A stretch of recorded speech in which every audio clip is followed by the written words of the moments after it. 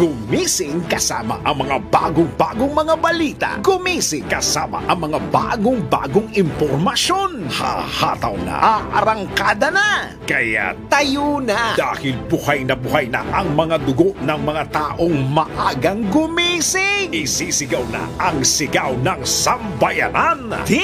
DWIZ Pinoy Gising. Kasama ang opisyal na gisingero ng bayan. Gising ang kahit na sino. Kasama si Drew Nasino. Live sa DWIZ Radio, DWIZ News FM Regional Stations. Live din sa Facebook at YouTube. Panoorin din ang live sa Aliw 23. Tayo na. Aba, umaga na. DWIZ Pinoy Gising. Pinoy Gising. Good morning! Magandang umaga po ng Biyernes sa inyong lahat mga kaibigan. Uy, kabilis talaga ng panahon, ano? Kabilis ng araw. Nako, oo, dahil ngayon nga po ay TGIF. Thank God it's Friday at ang ating pong petsa ay April 12, 2024. So, para dun sa mga nag-iinat-inat, isang araw na lang ang mga day off ay bukas na ha, over the weekend. Ayan, at syempre, tayo ho na may bago mag-day off, dapat lagi ho tayong updated sa mga balita at narito na ang ating headlines. Pinoy Gising. Ang wangwang bawal nang gamitin ng mga opisyal ng pamahalaan na ayon kay PBBM. Panibagong oil price hike namumuro sa araw ng Martes. 2 araw na tigil pasada ng grupong Biston at Manibela aarangkada na sa Lunes. Halos 6,000 eskwelahan apektado ng matinding init na ang panahon.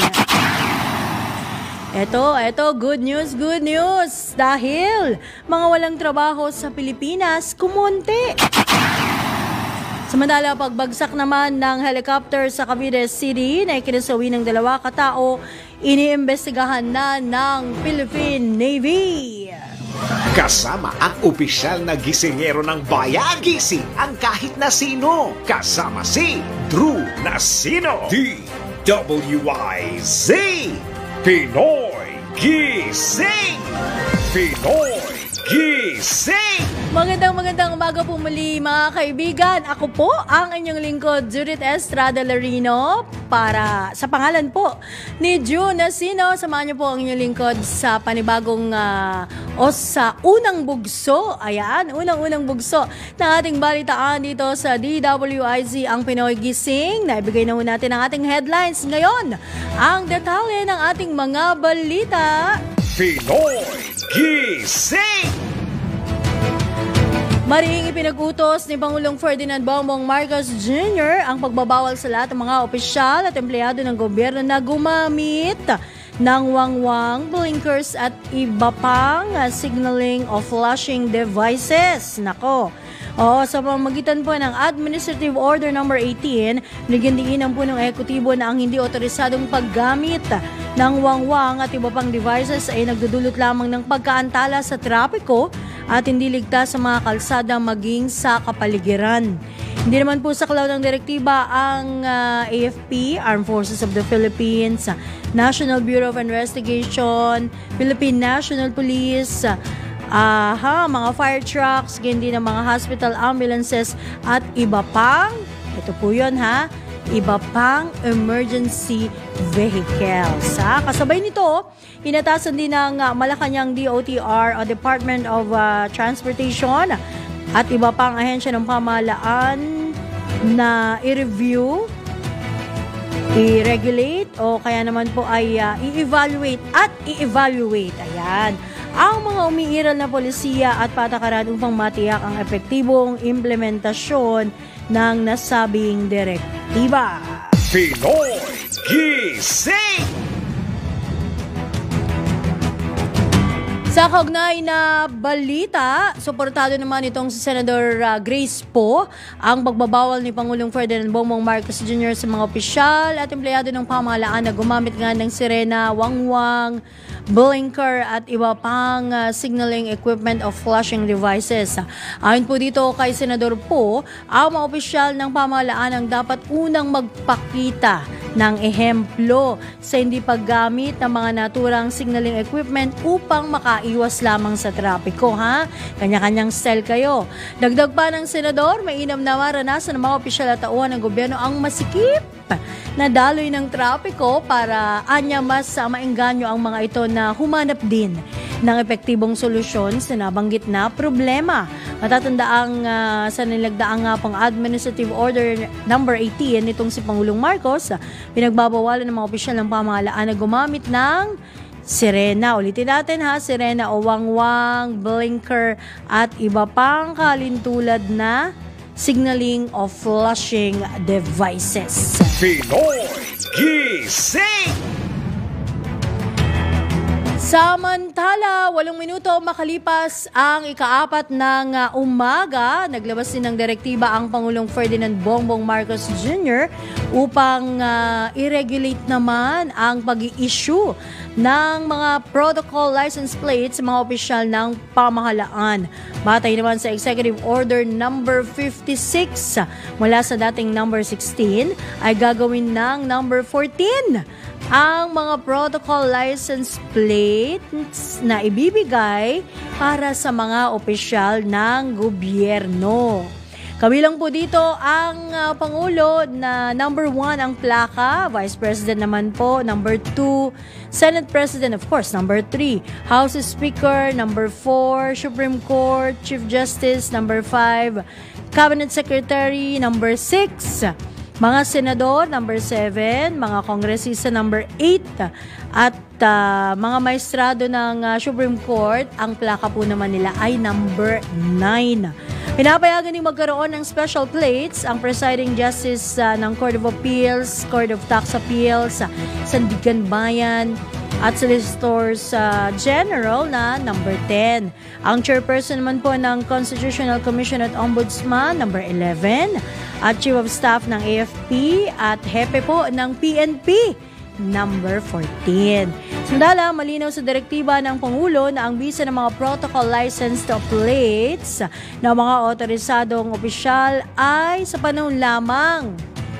At ulitin natin na panahon lamang po ng kanilang panunungkulan at dapat gamitin lamang para sa mga sasakyang rehistrado sa kanilang pangalan o opisyal na itinakda po sa kanila. Pinoy Gising! Nako, eto naman, tumakas po ang isang sasakyang may plakang number 7. Nako, dun sa mga nabanggit ko, sino ba yun ha? Matapos itahin ng mga traffic enforcers sa pagdaan sa EDSA busway. Ang dami pa rin pong pasaway. Nabatid na bagya lang ibinaba ng driver ng sports utility vehicle ang bintana ng sasakyan, at pag-abot niya ng kanyang lisensya sa mga tauhan ng Special Action and Intelligence Committee for Transportation, kaagad niyang pinaandar ang kotse. Kaugnay nito, hindi na nagawa ng traffic enforcers na habulin ang SUV na may plakang number 7 nga na inisyu lamang para sa mga senador. Yung pala yun. Dahil nagulat sila sa ginawa nito. Ngunit pag-alaman naman din kahapon ang expiration date ng lisensya ng nasabing driver. Samantala, tiniyak naman itong si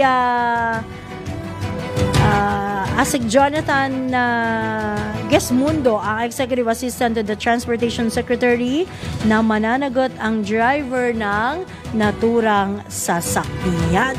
Pinoy Gising! Siguro po makikita yan mga kaibigan dun sa CCTV. Meron namang CCTV yan. So, check kung sino itong mahiwagang driver na ito na parang nagpakit lang, binuksan lang ng bahagya yung kanyang window, no? Yung bintana ng kanyang SUV, tapos inabot yung lisensya, biglang humarurot na. Yung pala, expired na rin din kahapon yung kanyang lisensya. Nakaw! Mga pasaway talaga, no? Sa iba pang balita, 12 minuto makalipas ang ika-4 ng umaga. Pinoy Gising! Namumurong tumaas ang presyo ng mga produktong petrolyo sa susunod na linggo, partikular po sa araw ng Martes.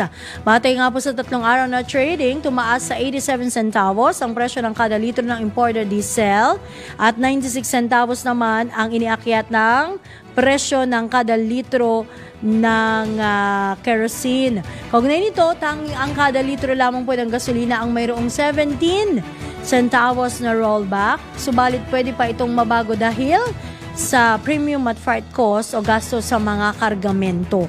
Sa taya naman po nitong Jetty Petroleum Company, no?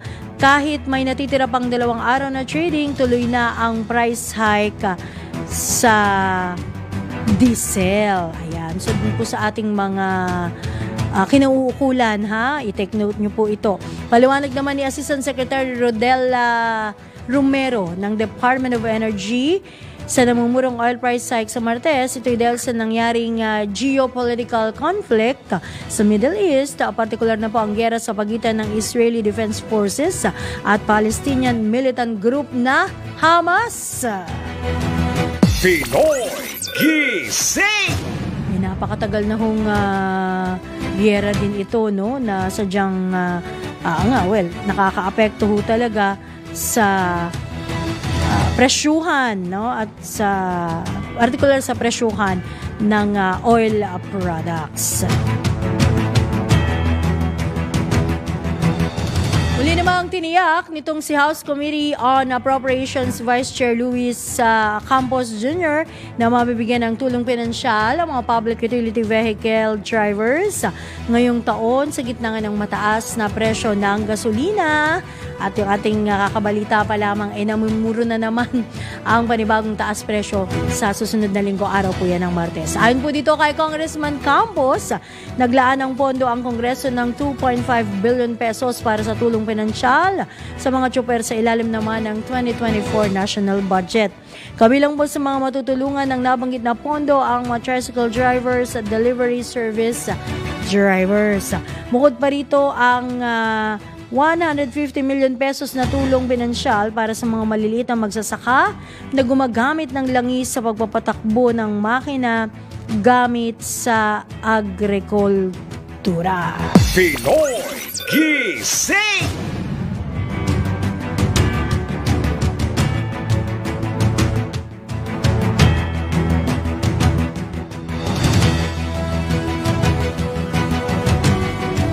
Maya mga kaibigan, antabayanan nyo ang hatid na ulat, ang latest po na report mula sa ating mga DWIZ patrols, ang ating Ronda Probinsya correspondents at maging ang ating Metro Patrol reporters.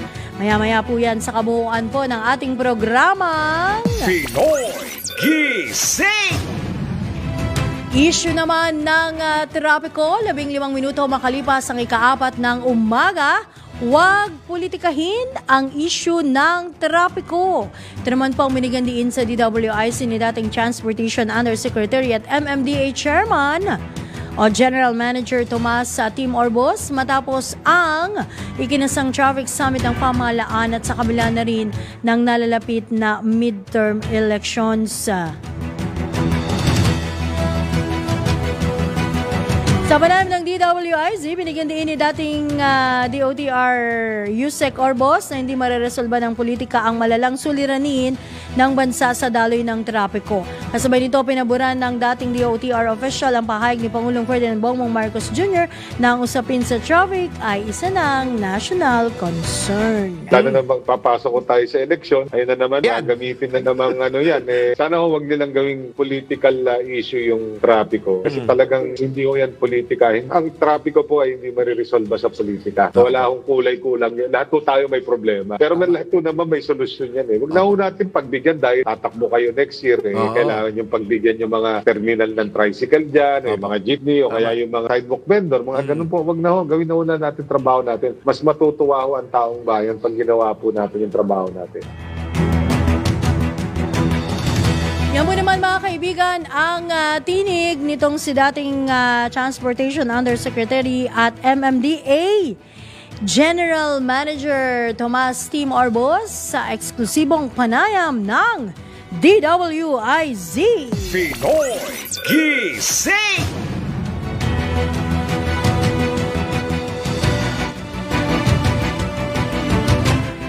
Sa kaugnay na balita, may kinalaman din to mga kaibigan sa issue ng traffic Oo. Ito nga, pinaplansya na ng DOTR, Department of Transportation, ang paglalagay ng malaking terminal sa National Capital Region. Ayan, dito yan sa Metro Manila. Kaugnay nito, nakapagpulong ng DOTR sa bus conglomerate Victory Liner para sa posibleng public-private partnership.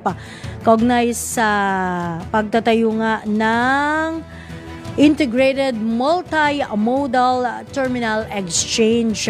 Ayon po kay Transportation Secretary Jaime Bautista, mahalaga ang pinagsamang pagpapalitan ng transportasyon sa pagtugon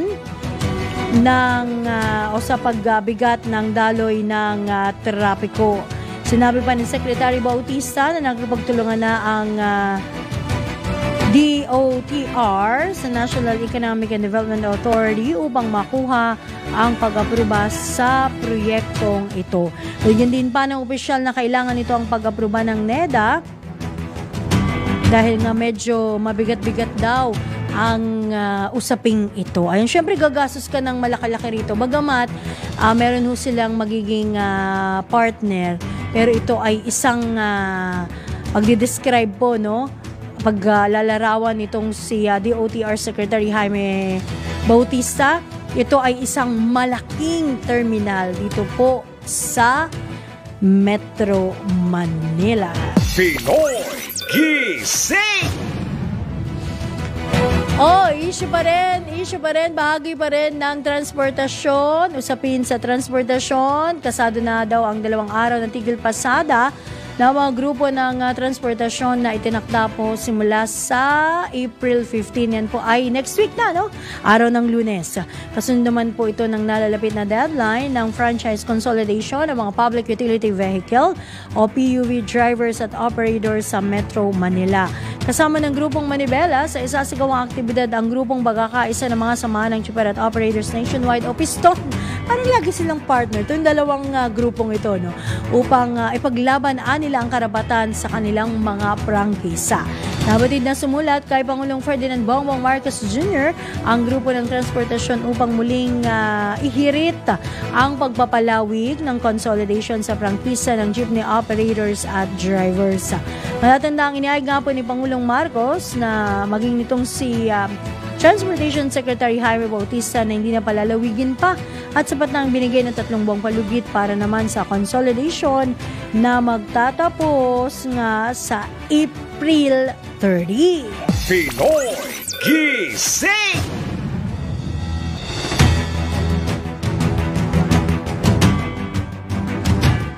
Tuloy-tuloy tayo mga kaibigan sa ating balitaan dito sa Pinoy Gising. Pinoy Gising! Yes, ngayong araw ng Friday, TGIF. Thank God it's Friday. Punta muna tayo o kuha muna tayo ng mga malalaking report mula sa ating DWIZ Patrols. DWIZ Patrol Report. Pagproseso sa investment pledges, mas pabibilisin pa raw ng gobyerno para makalikha ng maraming bongga ito dekalidad na trabaho. Alamin po natin ang kabuuang report. Ihatid naman ni Patrol 13, Gilbert Pardes. Nangako ang gobyerno na patuloy nitong pabibilisin ang pagproseso sa investment pledges para sa paglikha ng mas maraming dekalidad na trabaho para sa mga Pilipino. Ito ang tiniyak ng NEDA o National Economic and Development Authority matapos tumaas ang employment rate at bumaba ang unemployment rate sa bansa para sa buwan ng Pebrero. Ayon kay NEDA Secretary Arsenio Balisacan, patuloy na ipatutupad ng pamahalaan ang mga hakbang sa pagtugon sa bottlenecks sa investments para sa mas mabilis mabilis na pagsasakatuparan ng mga ito, partikular na nga sa priority sectors tulad ng renewable energy at critical minerals. Nanatili ring nakatutok ang pamahalaan sa mga policy na nakasentro sa kapakanan ng mga tao kasabay ng paghikayat ng mas marami pang mga mamumuhunan. Ito raw ang mas mag-aangat pa sa labor market ng bansa tungo sa pagkakaroon ng mas maayos na trabaho at malaking kita raw para sa mga manggagawang Pilipino. Patrol 13, Gilbert Pertes, nagbabalita ng tama, naglilingkod ng tama.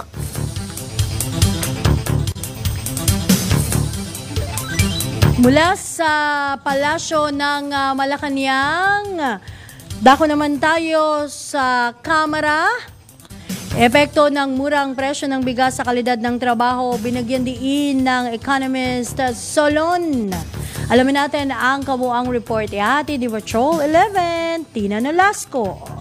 Ipinundo ni Albay 2nd District Representative Joey Santos Sada ang mabuting maidudulot ng murang presyo ng bigas sa kalidad at bilang ng trabaho sa Pilipinas. Ayon kay Sada, kung wala ang pandaigdigang pagsipa ng presyo ng bigas, mas tatangkilikin ng mga manggagawang Pilipino ang mas magagandang trabaho na nag-aalok ng sapat na kita na makatutulong sa kanila para sa iba pang gastusin. Kabilang na anya dito ang mga gastos para sa paglilibang, makabili ng mga gamit sa bahay at iba pa.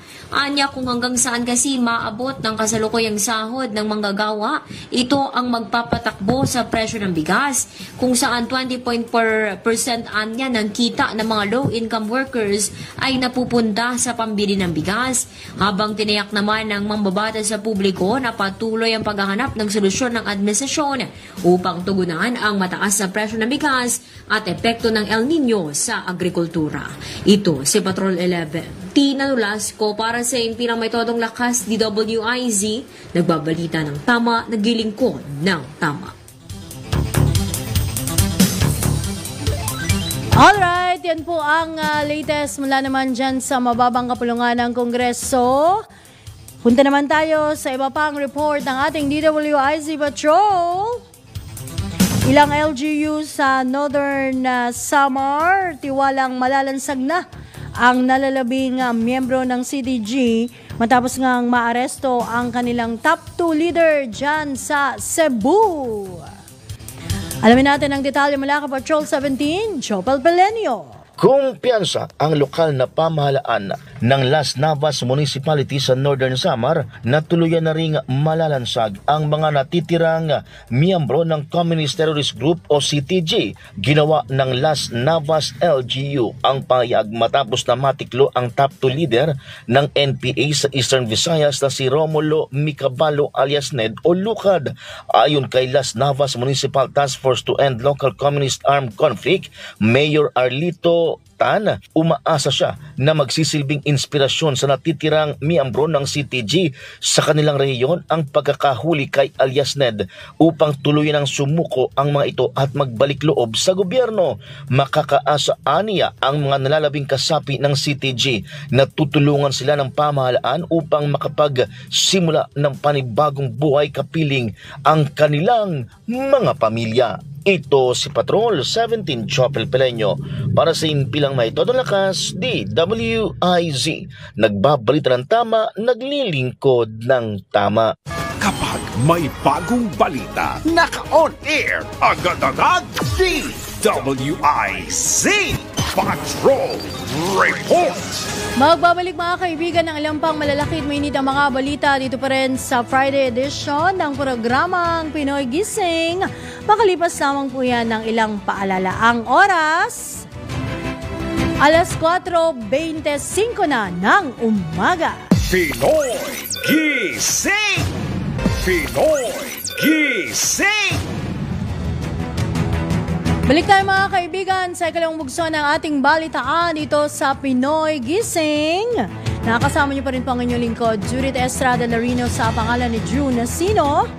At sa oras na alas 4:31 ng umaga, kuha muna tayo ng mga report mula sa mga lalawigan. Ronda Probinsya. Uy, meron daw beneficiary sa Community Outreach Program ng Cagayan PNP alamin natin kung anong grupo ito o komunidad ang nakinabang sa programang ito ng Cagayan PNP. Ang detalye mula kay Ronald Idol Domingo. Mahigit 200 individual kabilang na ang mga bata sa Agta community ang naging benepisyaryo ng Cagayan PNP sa pangunguna ni Police Colonel Julio S. Gorospe Jr. sa isinagawang outreach program sa Blue Lagoon, Barangay Masi, Rizal, Cagayan. Kabilang sa natanggap ng mga residente ng nasabing barangay ay ang mga sumusunod na benepisyo, ang cupcakes at hair clips na ibinigay sa 80 mga bata. Training sa paggawa ng dishwashing kung saan ang tapos na produkto ay ibinigay sa mga kalahok. Libreng gupit na isinagawa ng First PMFC feeding program na isinagawa ng Rizal Police Station katuwang ang MBKLC. Libreng BP monitoring na isinagawa ng Provincial Health Unit. Panchinelas ni PD na ibinigay sa 120 individual kabilang ang mga bata. Medical mission sa panguna ni Dr. Praxedes Bangan, Municipal Health Officer, at lecture patungkol sa anti-terrorismo. Samantala, dalan din ni PD Gorospe Jr. ang Cagayan Cups Band upang aliwin ang mga bata at lahat ng dumalo sa nasabing aktibidad. Sa mensahe ng Provincial Director, hinimok nito ang mga IP na suportahan ang mga plano at programa ng PNP at AFP kaugnay sa EU70 NTS LCAC upang tuluyan ng matuldukan ang problema sa insursensya at terorismo sa buong lalawigan. Ito ang Ronda Patrol, Ronald Idol Domingo, nag-uulat, pasimpilang may tudong lakas, DWIC, nagbabalita ng tama, naglilingkod ng tama. Samantala, mula dyan sa bahagi ng Cagayan, dako naman natin ang Bicol Region. Meron daw pong unveiling at blessing ng PNP dito sa Kamsur. Kuha tayo ng latest kaugnay dyan mula kay Melvin Machado. Okay, Melvin, good morning din. Good morning. Bilang pagkilala sa katapangan at pag-alay ng buhay ni Second Lieutenant Carlos Rafael Paz Imperial, miyembro ng Philippine Military Academy Maringal Class of 1988 sa pagkikipaglaban sa mga rebelding grupo sa Sitio Bari East, Barangay San Jose, Tinambak, Camarines Sur noong February 8, 1989. Ipinangalan sa kanya ang First Mobile Force Company ng Camarines Sur Police Provincial Office na nasa Barangay Tara, Sipukot, Camarines Sur. Dumalo kahapon sa unveiling at blessing ng Camp Second Lieutenant Carlos Rafael Paz Imperial ay kanya mga naging kaklase sa Philippine Military Academy na si dating PNP Chief Police General Junardo Carlos, retired Brigadier General Fidel Cruz, President ng PMA Marinal Class of 1988. Laging punong abala naman si Police Brigadier General Andre Perez Dizon, ang Regional Director ng PNP Bicol, at ang Camarines Sur Police Provincial Office sa pamumuno ni Police Colonel Julio Cesar Domingo. Laging saksi rin sa naturang makabulang aktibidad ang mga kamag-anak ni Second Lieutenant Carlos Rafael Paz Imperial. Samantala, ang pagpapapangalan sa Second Lieutenant Carlos Rafael Paz Imperial Camp ay pinagtibay sa nilagdaan na Presidential Proclamation No. 430 noong December 20, 2023 ni Pangulong Ferdinand Marcos Jr. Ito ang Ronda Patrol, Melvin Machado, para sa impilang may todong lakas, DWIZ. Nagbabalita ng tama, naglilingkod ng tama. Alright, dako naman natin ang bahagi ng Calawar Zone. Magsasaka sugatan. Nako, matapos pong barilin ng isang negosyante dyan sa Laguna. Alamin natin ang mga detalye sa ulat na ito ni Arman Cambe. Kuya Arman, good morning. Sugatan ng isang magsasaka ng pagbabarilin ito ng isang negosyante habang nagtatanim ng puno ng saging. Ang biktima sa lupang di umano'y pag-aari ng suspect. 2 tama ng bala ng baril ang tinamo ng biktima si Danilo Petrache, 57 anyos, may asawa at residente ng barangay Galalan, Pangil, Laguna. Agad naman sumuko sa himpilan ng pulis ang suspect na nakilala si Gilbert Jaime Banatin, 43 anyos at residente ng poblasyon Calamba City, Laguna. Ayon kay Police Major Earl Jangalay, Hepe ng Pangil Police Station. Away sa lupa ang pinagmulan ng alitan sa pagitan ng biktima at ng suspect. Base sa investigasyon, matagal na umanong pinaalis ni Banatin ang biktima at pamilya nito sa lupang siya umano ang may-ari o nakabili. Subalit, itinanggi naman ito ni Petrache. Ayon sa biktima, tahimik muna siya naglilinis ng mga puno ng saging nang biglang dumating ang suspect kagad siyang pinagbabaril. Matapos ang insidente, agad naman sumuko sa impinan ng pulisya si Banatin, pati na ang baril na ginamit ito sa naturang insidente. Arman kami mula Calabarzon, nag-ulat para sa impila may todong lakas. DWIZ, nagbabalita ng tama, naglilingkod ng tama. Uy, salamat sa ating mga provincial correspondents. Pero eto, pahabol pa, balikan natin si Ronald Idol Domingo. Kay Ronald? Yes, magandang umaga muli, Ma'am Judith. Apat na mga miyembro ng Militiang Bayan at isang miyembro na ng Anak Pawis ang kumalas sa grupong kinabibilangan at voluntaryong sumuko sa pwersa ng Cagayan o CAPSA sa ilalim ng pangangasiwa ng Provincial Director Police Colonel Julio S. Gorospe Jr. Ang apat na mga miyembro ng Militiang Bayan ay nagbalik loob sa magkasanib na pwersa ng PNP Gonzaga, Naval Intelligence and Security Group Northern Luzon, 4th Mobile Force Platoon, 2nd Cagayan Provincial Mobile Force Company, 2rd Maneuver Company at Regional Mobile Force Battalion 2 at ang Regional Maritime Unit 2.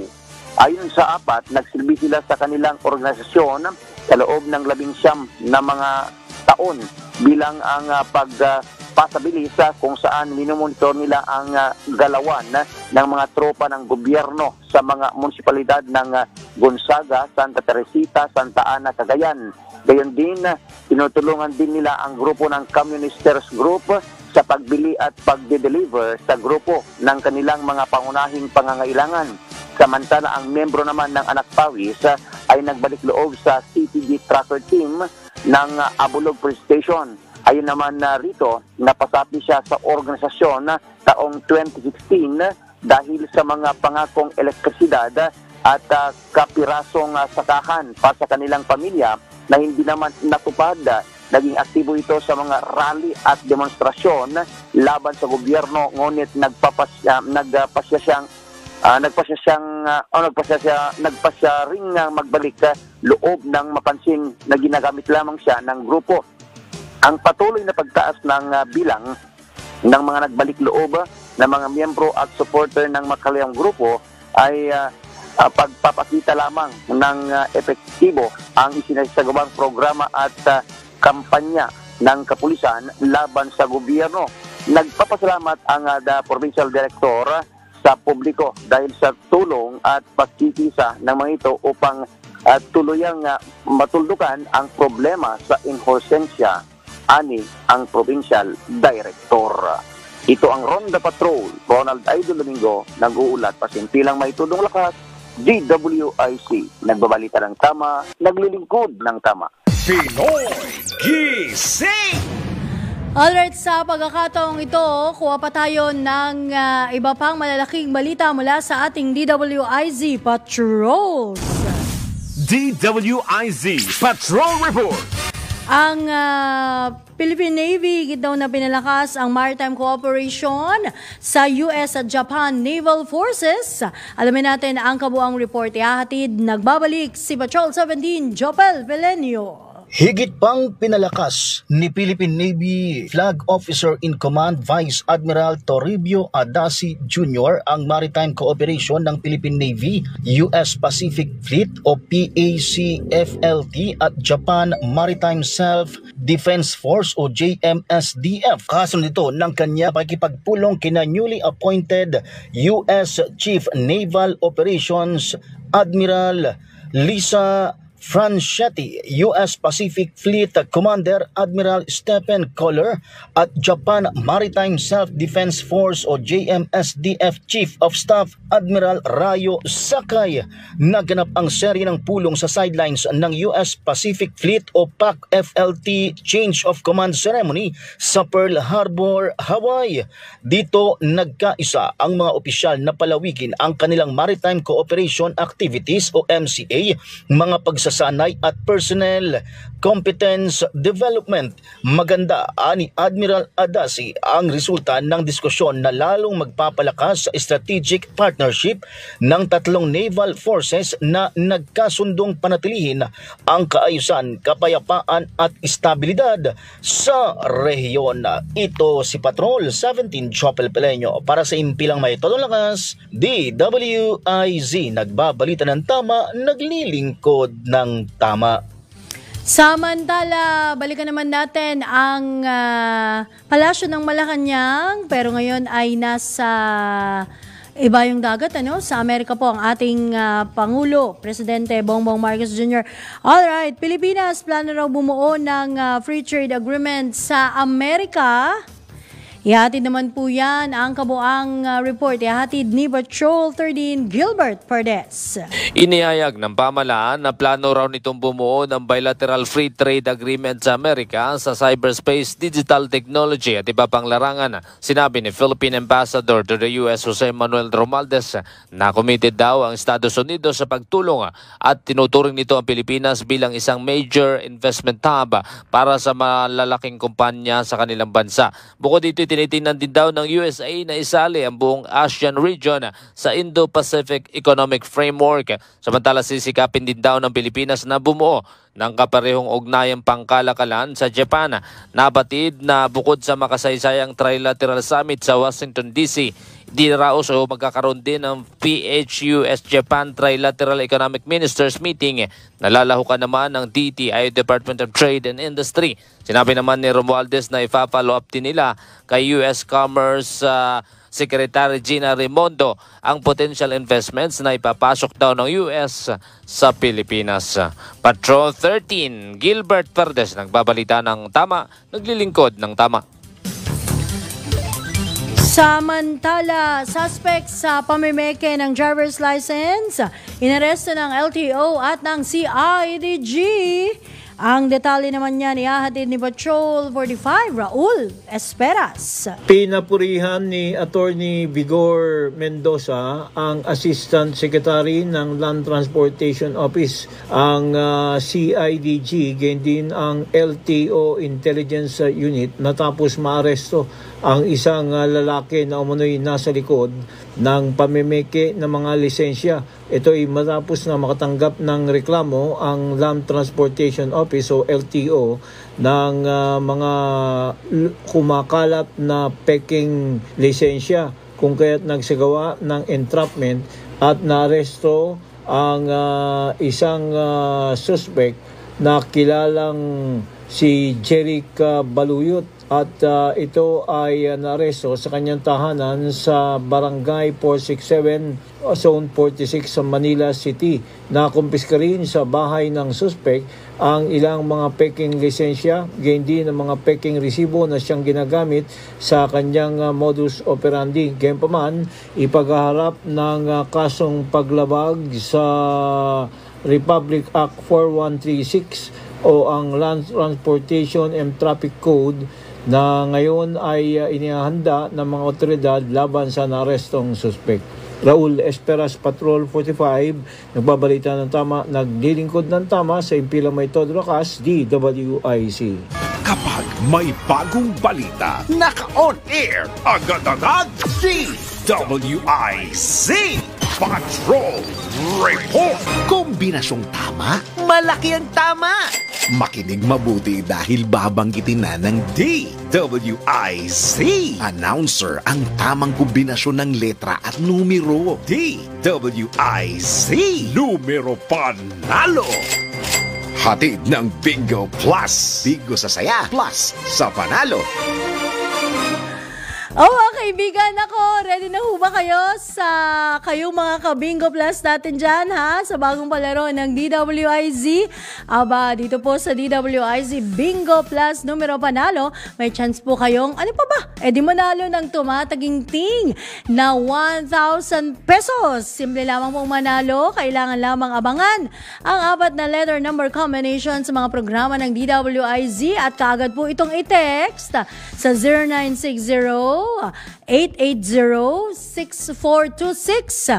Siyempre, kasama po ng inyong pangalan, /edad/address, / yun na, yung 4 combination of the day. At eto na nga, dali, kunin na po ang inyong lapis, ang inyong papel. Wow, napakaano ng lapis talaga no? O ball pen, o kaya naman po kung meron kayong mga pentel pen, ayan, mas mabilis ha. Eto na nga po, wag na nating patagalin, isulat nyo na ang unang combination for today ay D5. Ulitin natin ha, D5. At abangan pa ang susunod na tatlong number o letter number combination sa mga syempre susunod na programa ng DWIZ. Pinoy Gising! Pinoy Gising! Balik tayo mga kaibigan sa ating balitaan at sa iba pang malalaking balita. Sumampa na sa halos 6,000 mga paaralan sa buong bansa ang nagsuspende ng face-to-face classes at lumipat sa mga alternatibong paraan tulad ng modular distance learning at online learning dahil sa matinding init ng panahon.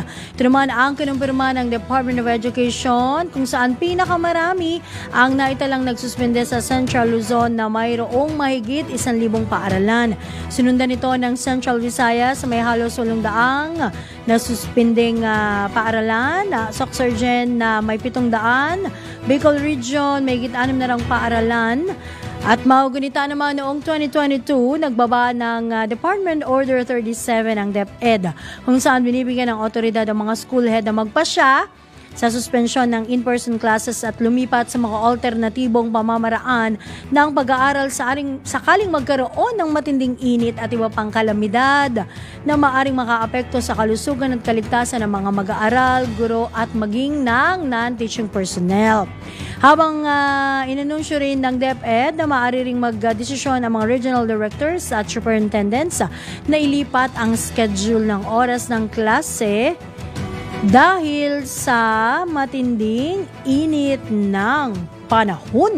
Pinoy Gising! Bumaba naman, good news, bumaba naman po ang bilang ng mga walang trabaho sa bansa nitong Pebrero. Matay sa datos ng Philippine Statistics Authority, sumadsad sa 3.5% ang unemployment rate ng bansa nitong Pebrero o ito ay katumbas ng 1.8 million Filipinos. Mas mababa ito sa 4.5% na naitalang unemployment rate noong Enero o katumbas ng 2.15 million Pinoys at nasa around 5%, 4.8% noong February 2023 at katumbas ng 2.47 million Filipinos.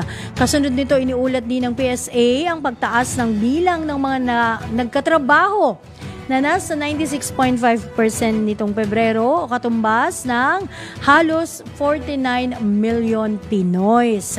Mas mataas naman po ito kumpara sa naitalang 95.5% noong January 2024 o katumbas ng halos 46 million Pinoys at 95.2% noong February 2023 o katumbas yan ng 48.8 milyong Pilipino. Pinoy Gising!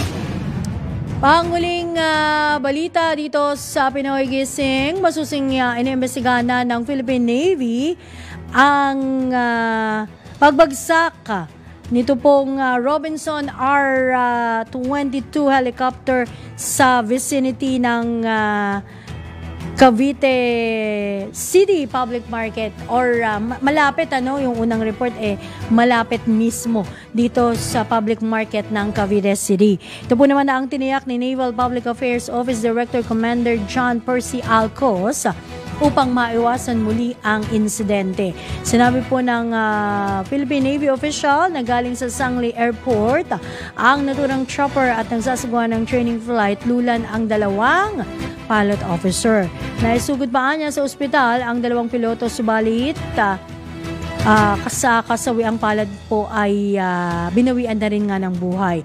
Nakikiramay naman ang pamunuan ng Philippine Navy sa mga pamilya ng mga nasawi na pansamantala munang hinold o hindi muna inilabas po sa publiko ang kanilang mga pangalan.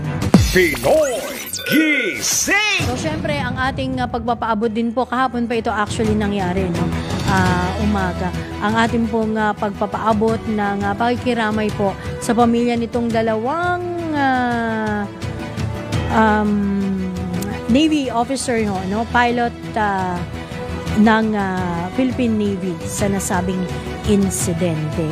Ay, ganyan din po yung ating mga kababayan dyan sa Dubai ha. Mag-ingat po kayo. May isang Pinoy na namatay dyan sa sunog ano, at iba pang Pilipino nga na nasugatan. Ganyan din po dyan sa bahagi ng Hong Kong. Ingat po yung ating mga kababayan, lalo na dyan sa Hong Kong, napakaraming mga Pilipino dyan. Samantala mga kaibigan, ito ang pinakahihintay nyo ha, sa ating patama quote, ngayong araw ng Friday. Napakaikli, pero napakalaman naman ito. Kapag inggit, alam niyo na kasunod, eto na ako, ayan, pikit. Ayan po ang ating patama quote for today. Oo nga naman, kung ikaw ay naiinggit, humikit ka na lang. Pero in the first place, wag po tayong mainggit. Tayo po'y dapat na makontento kung ano po ang meron tayo. Ngayon, kung gusto pa nating mas umunlad, yan po ay ating pagtrabahuhan, di ba? Oo, walang, sabi nila, hindi ako naman naiinggit sa positibong positibong paraan Wala rin pong positibo yun. Oo, negatibo talaga kabuuan ng pagiging inggitero, no? Hindi, totoo ho yun sa aking pananaw, ha? Hindi ho tayo dapat na mainggit. Ayan, di ba? O basta lagi tayong magdasal na gabayan ho tayo, ibigay ho sa atin yung tamang lakas, tamang pag-iisip para ho tayo'y makapagtrabaho ng maayos. Kaya, wag mainggit, wag kang bumikit. Kung ikaw'y maiinggit, pero talagang dapat wag mainggit. Di ba? Ayan mga kaibigan, sumainyo isang oras na unang bugso ng ating balitaan sa Friday edition ng Pinoy Gising dito sa DWIZ. Sa pangalan po ng buong puwersa ng DWIZ News and Information Center at syempre, gayon din po ni June Nasino. Ako po ang inyong lingkod, Judith Estrada Larino. At susunod na, panibagong bugso. Ayan, ikalawang bugso po ng ating balitaan dito syempre sa DWIZ at sa Aliw Channel 203. Ang Arangkada Balita, makakasama po sina Jelly Mendez at Katrina. Nakalimutan pa. Sa huling bahagi na lang Abangan niyo po si Katrina Gonzalez, of course. Ayan na. Ingat po tayong lahat. Bye! Gumising kasama ang mga bagong-bagong mga balita. Gumising kasama ang mga bagong-bagong impormasyon. Hahataw na. Aarangkada na.